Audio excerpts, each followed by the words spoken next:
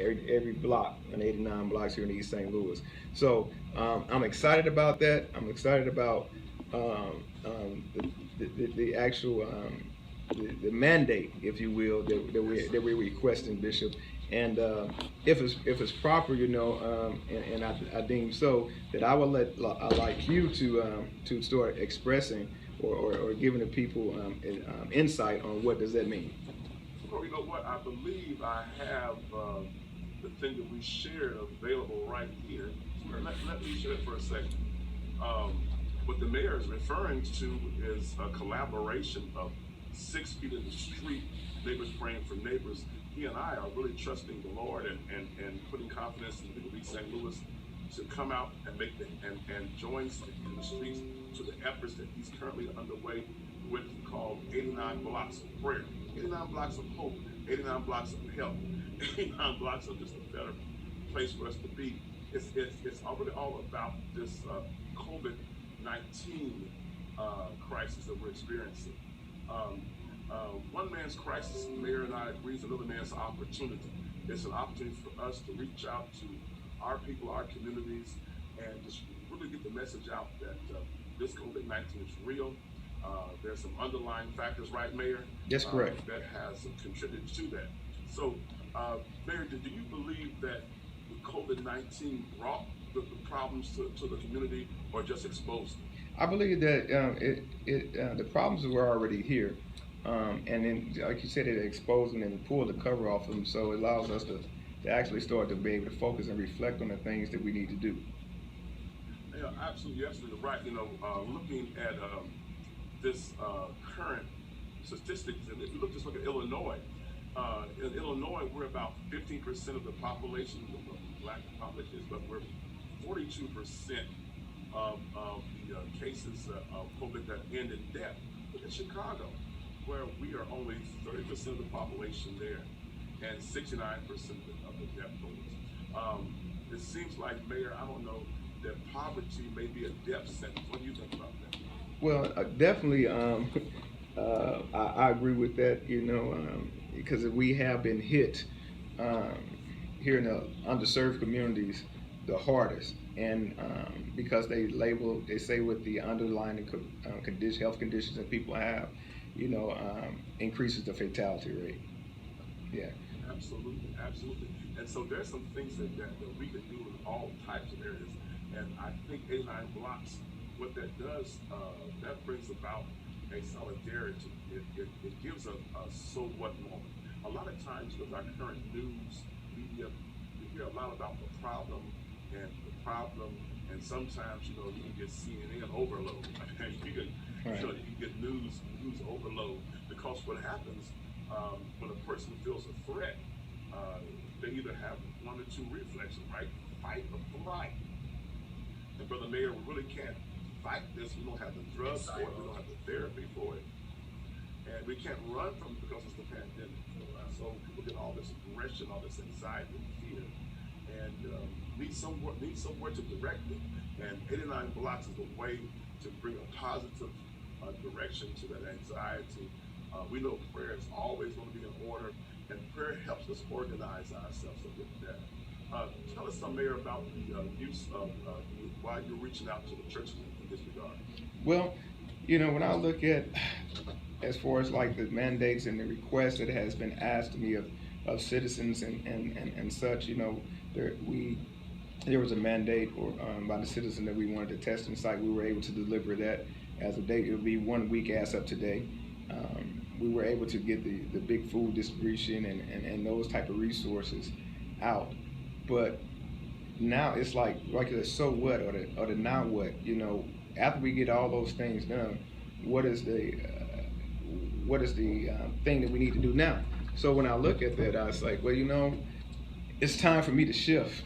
It's time for me to reach out to the clergy. Say, because I can't do this by myself. This is bigger than any mayor in any city. This is bigger than any state representative, any state senator, governor. Even the president. This is bigger than him. This is something that we need to get back to the roots of us as a people and bring that spiritual war fair into this, because I do believe that that prayers answer things. So, we've been labeled as 89 blocks, and I figured that, hey, let's start here in East St. Louis. Let's start, and that just not the prayers, the things that we're praying about, Bishop. So I'm so excited about that. Absolutely. Well, what's posted now, Mayor, is a study that came out in the mid '80s from the NAACP when they were tackling the HIV epidemic. And in the research, they found that for every faith leader, there's about 10 individuals in their circle that they have strong influence on that will follow their lead and their vision. And that 10 can easily interact with 100, and that leads to thousands. And so we know that there are leaders in our community to have influence, and much of influence is lies within the power of faith-based representatives. And so I'm excited about the whole idea of East St. Louis being the captains, right?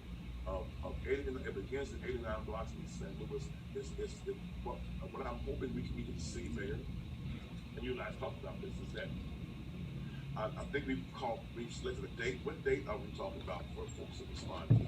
We're talking about April the 30th. It's 1 week from the day at 12 o'clock.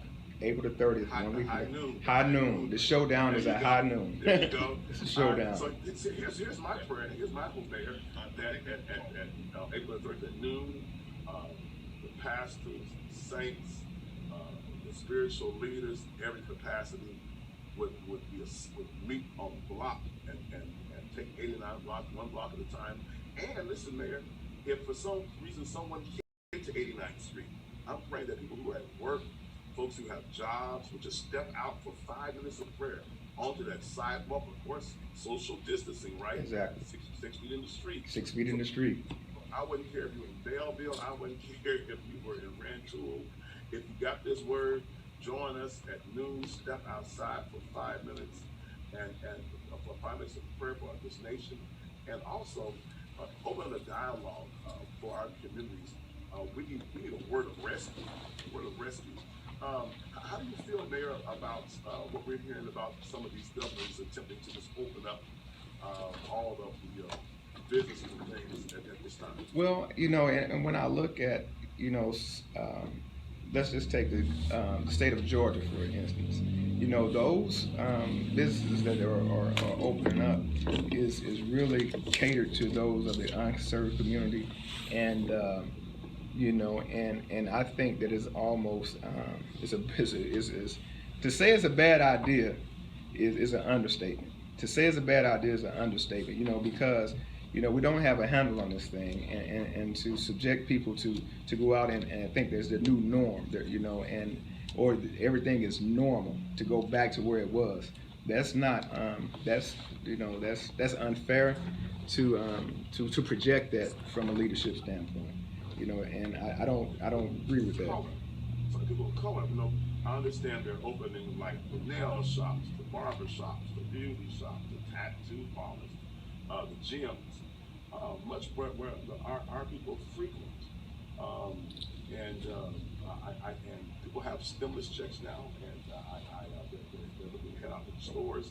And we're potentially bringing harm to our mothers, our fathers, our grandparents, even ourselves. And so I think part of the message of 6 feet in the street and 89 blocks is also a message of prayer and awakening to the awareness. Correct. Of the various pitfalls that we can easily stumble into. I guess you and I are in different parts of leadership, and I guess I have a little liberty to say some things. I'm a little concerned when the president hasn't left the house yet. Exactly. The plane is still parked. He's at no rallies. He's not high-fiving his base, but he wants me to go to Kroger's. He wants me to go to Walmart. He wants me to go out and get all his money. And he hasn't been to Kroger's yet. Exactly. So I think we need to kind of wake him and be aware of that. Right. Mayor, give us a little more information of how we can be of help to you in this mission. Okay, and also with everything we just stated, one of the things that I look at, when they award these stimulus packages and they're getting poised to help the cities and this, that, and the other.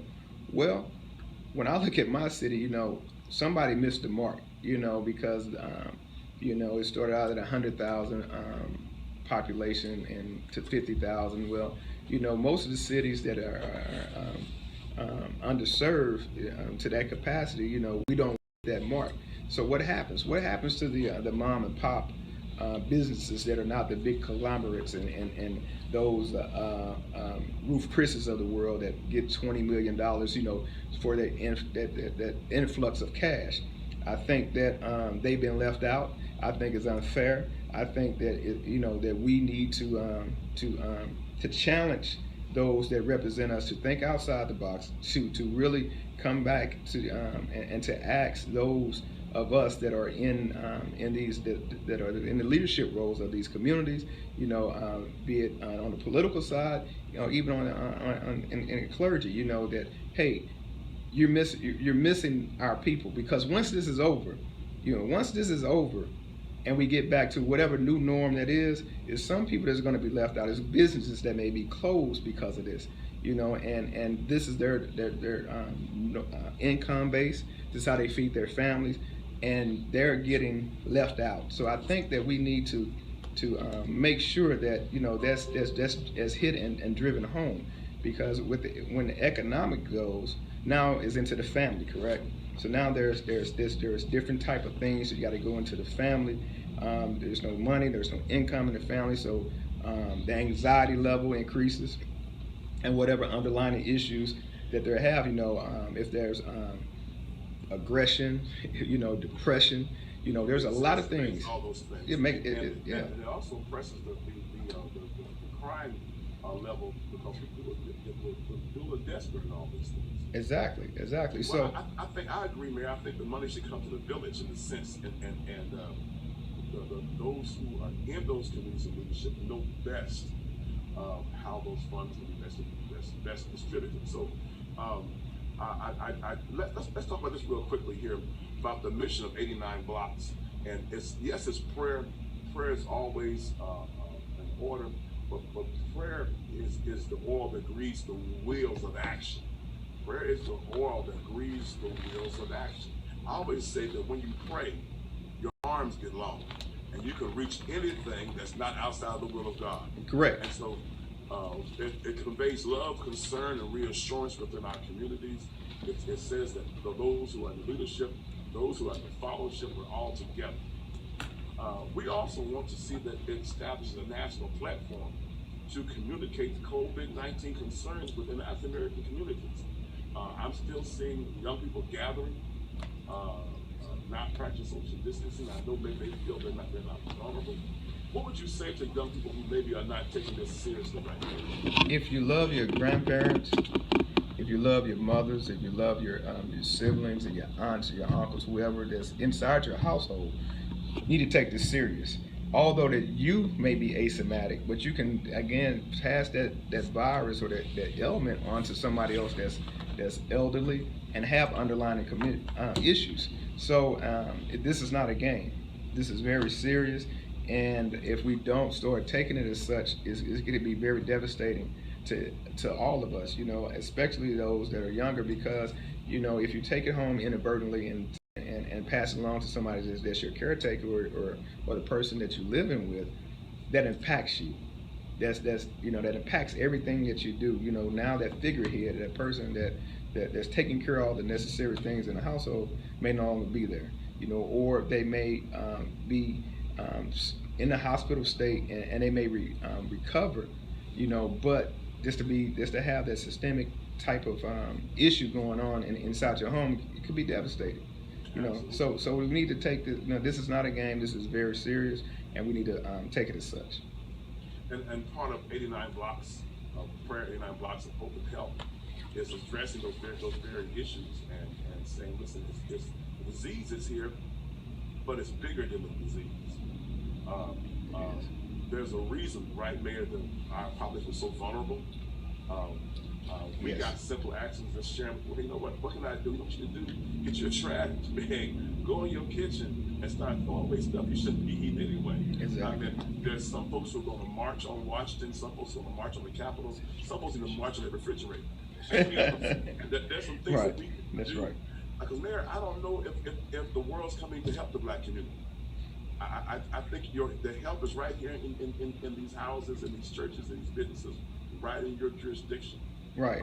And so when you're calling for that help, so one thing, the last thing, it provides a mission that consolidates and harnesses the powerful influence of the black church or the faith-based in general. And if you are in business, you are faith-based. Let me tell you. Yes. Because whenever you stock your shelves, hoping someone's going to buy your merchandise, you're in faith. You know, That's correct. whenever you know, Right. you pick up your tools to do somebody's hair, especially if I do the hair I got left, you're definitely in faith. And so, believe it or not, when you came to work this morning, you're faith based. Right. Right. And you know, like I said, that's, you know, when you said that, it's make me think about one of the things that, you know, that I think about. What is the new norm? You know, the new norm is going to be our economics. The new norm is going to be our family. The new norm is going to be our faith. You know, it's going to be, because you got to have faith to be able to get through this thing. You know, so some people haven't worked in some weeks, and you know, and it's only that faith that they have is sustaining them. And when we come out of this, Bishop, you know, we got to have that same faith that we'll be able to come out of this, and God is going to sustain us.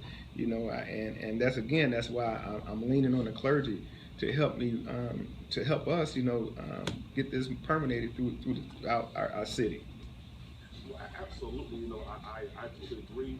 And I'm praying that the clergy would once again ascend to that place of leadership and that place of encouragement. And I believe that the potential is really there.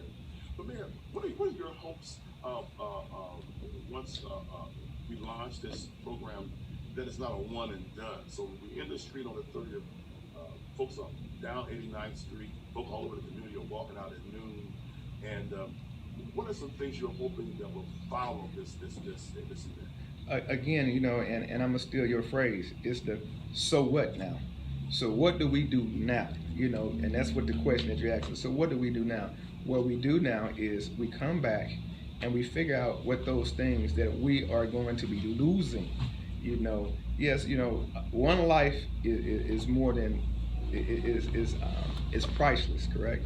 You know, but when we get back to what the new norms, the new norm of our family, the new norm of our faith, the new norm of our economics, the new norm of our society, you know, what are we going to do? So what now? So what are we going to do now? So we need to start devising plans that, hey, look, how can we help the mom and pop businesses? How can we help those that don't meet the bar that is set, you know, and make sure that those that represent us high and low, from the local to the state to the federal level, understand that we need those resources coming back here to our community, and we need that, you know, as quickly as we can, because, you know, even though that, you know, even when we get past the COVID-19 pandemic, you know, and we go back to the new norms, how are people going to be able to take care of their families that were in small businesses? You know, that's the underlying thing. You know, this thing is far more reaching. So this thing's need to turn global. It's just not East St. Louis. You know, it's not East St. Louis. You know, this is East St. Louis, Washington Park, Centerville, Cahokia, North St. Louis, it's Chicago, it's Detroit, it's LA. This has a ripple effect on all of us, all the black and brown and underserved communities nationwide. I agree. I'm hoping and praying that there's a partnership being modeled here between the clergy and those who are in political leadership.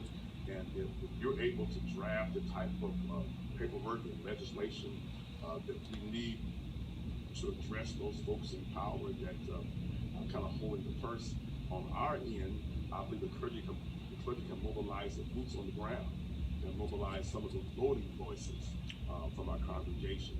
And so that's the so what. Give us some direction in terms of what you believe is a starting place. On our end, we'll supply the support system and that grassroots kind of thing. So right now, there are pantries that are being overrun. We were able now to up our group to serve 2,000 people a month for food. We can share those ideas with other faith-based individuals on how they can develop that. There are so many vacant lots in our area. I know the University of Illinois has a farming program. Produce. That's some things we can start very simply it'll have a profound impact.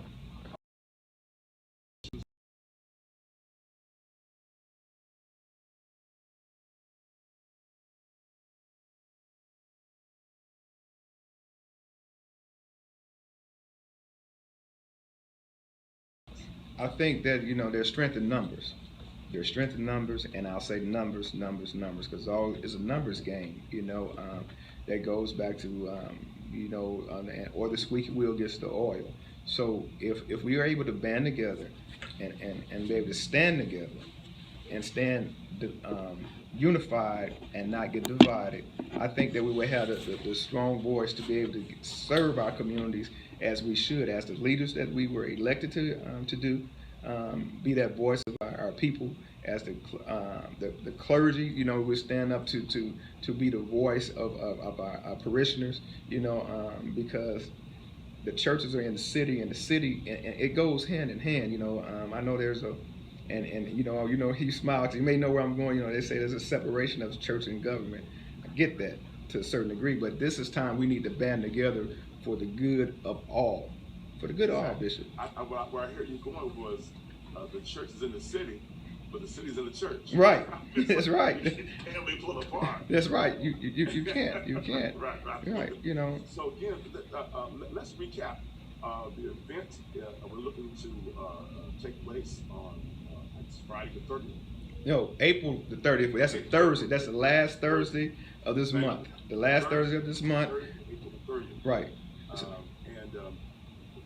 Who do you want to get involved with this? Give us one last shout out to the people that you want to kind of get involved and be part of this move. Okay. 6 feet in the street, 89 blocks of hope. Okay, well, here's the thing. First of all, I want to say thank you for Bishop, and I'm so happy that that you were just like we're separated on the screen. We was in our own dwellings, and we had the same exact thing that hit us at the same exact time. So that lets me know that it's God in this thing.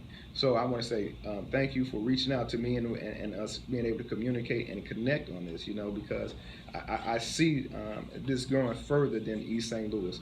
I want to say thank you for those who've been behind the scenes that to put the promos together and all this stuff, and those that are working hard to collaborate and get the pastors and the clergy. But we're reaching out to the clergy members, to anybody that's a prayer warrior, anybody that has that covering. We definitely would like to see you praying on 89 blocks this Thursday. We want to make sure that first of all there's decency and in order. So contact me 482-6600 extension 1601. So we'll be able to assign the area and location if you want to be out there on Thursday praying for our city and praying for the new norms.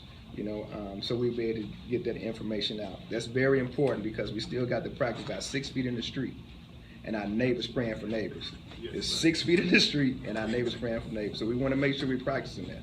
So we'll encourage, we'll provide information today about a Monday pastoral leadership Zoom call, and I encourage you all perhaps to do the same. And let's see if we can get one meeting on maybe Monday evening to express what you're saying in terms of the organization of it. But give us that number one more time. Number to the mayor's office 482-6600 extension 1601. 618. He does answer his phone. Right. But Bishop, one thing I didn't say, I got to make sure I'm clear. Now this is to be held down State Street. We want to make sure they understand. We're going to line this up down State Street. That's our busiest block, our busiest street in the city. That's our one of our main thoroughfare, and we want to make sure that as people traveling to and fro their designations, that since that's our main vein, that's like our artery running through our body. That's where we want. That's our heart of our city. So we want to make sure we saturate that in prayer.